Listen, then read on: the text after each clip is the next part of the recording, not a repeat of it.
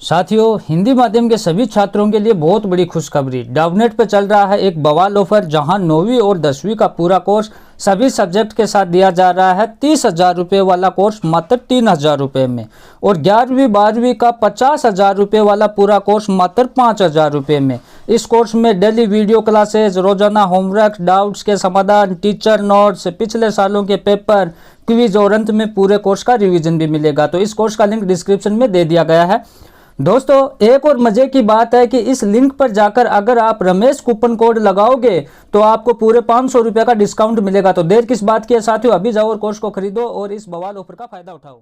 नमस्कार दोस्तों, मैं रमेश काला जीके विद काला पर आपका स्वागत करता हूं। कक्षा 12 हिंदी साहित्य राजस्थान बोर्ड, जो आपका 21 मई को पेपर होगा, उसके लिए एक सह व्याख्या मैं आपको दे रहा हूं।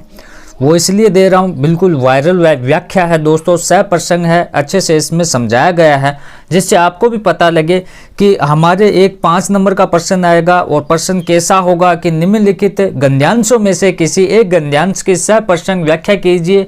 और इसका मतलब ये हुआ गद्यांशों में से मतलब अथवा में आएगा। जैसे कि एक आ गया, अंधे का दुख गूंगा होकर आया था, अतः सांत्वना देने वाले उसके हृदय पर पहुंचने का मार्ग ही न पा सके, मेरे बोलते ही वह लज्जा से इस तरह सिकुड़ जाता मानो उसके चारों ओर ओले बरस रहे हो। इस प्रकार से कुछ पंक्तियां देंगे और आपको कहेंगे कि इसकी सहप्रसंगी व्याख्या कीजिए। तो ऐसी व्याख्या आप लोगों के लिए मैं लेकर आया हूं, जो 21 मई को मेन एग्जाम में पूछने की पूरी संभावना है।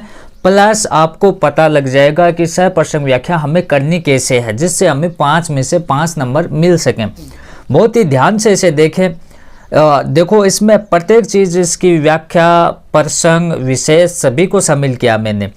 तो ये व्याख्या दोस्तों, व्याख्या आपको कैसे लिखनी है कि यूं कोई बुरी बात नहीं, जिनकी हैसियत है वह एक से ज़्यादा ही बाप रखते हैं।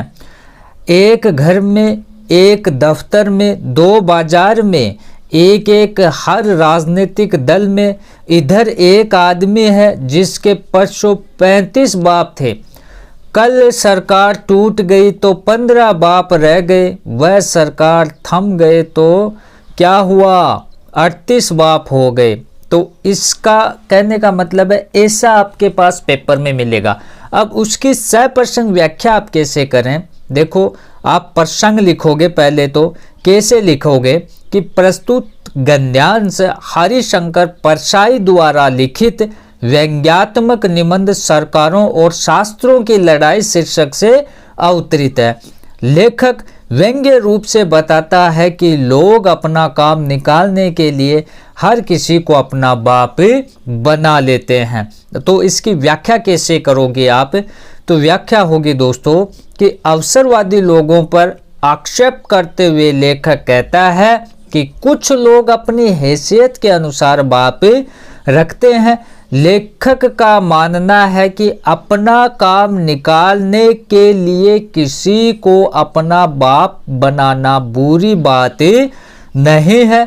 लोग अपने स्वार्थ के लिए वर्ष में एक से कहीं ज़्यादा बाप अर्थात समर्थक या हितैषी दोस्तों रखते हैं। उसके बाद आप देखें कि व्यक्ति को हर जगह अपना काम में पड़ता है, चाहे फिर घर हो, बाजार हो या दफ्तर हो। हर एक को राजनीतिक दल में अपने आदमी बनाकर रखते हैं, और एक आदमी है जिसके पास परसों तक 35 बाप थे, लेकिन कल मिली जुली सरकार टूटने के कारण 15 लोग ही रह गए। आज जब सरकार टूटने से बच गई तो दूसरी पार्टी वाले 3 और अपने लोग शामिल हो गए, फिर उसके 38 बाप हो गए। कहने का तात्पर्य क्या है दोस्तों? कि कहने का तात्पर्य यह है कि परसों, कल और आज तीनों दिन अलग अलग परिस्थितियां होती है, और अपने कार्य साधने वाले लोगों की संख्या घटती बढ़ती रहती है। अपनी हैसियत अनुसार जितने ज़्यादा काम उतने ही माई बाप। विशेष कैसे लिखोगे दोस्तों? कि पहला लिखोगे अवसरवादी एवं स्वार्थी लोगों जो लोग हैं उन पर व्यंग्य किया गया है। दूसरा है थोड़ी सी विपरीत परिस्थितियों के दबाव में सिद्धांतवादियों का सिद्धांत टूट जाता है। भाषा सरल सुबोध और शैली के अनुरूप शैली व्यंग्यात्मक है। दोस्तों इस प्रकार से आपको जो गद्यांश की 100% व्याख्या करनी है वो करनी पड़ेगी। ऐसे करोगे तो पूरे 5 नंबर मिलेंगे। हमारा एक चैनल और है काला की पाठशाला, वहाँ पर भी हमने डेश वर्ग के अनुसार रिवीजन करवा रखा है, वहाँ भी जाकर आप जरूर देखें। धन्यवाद साथियों।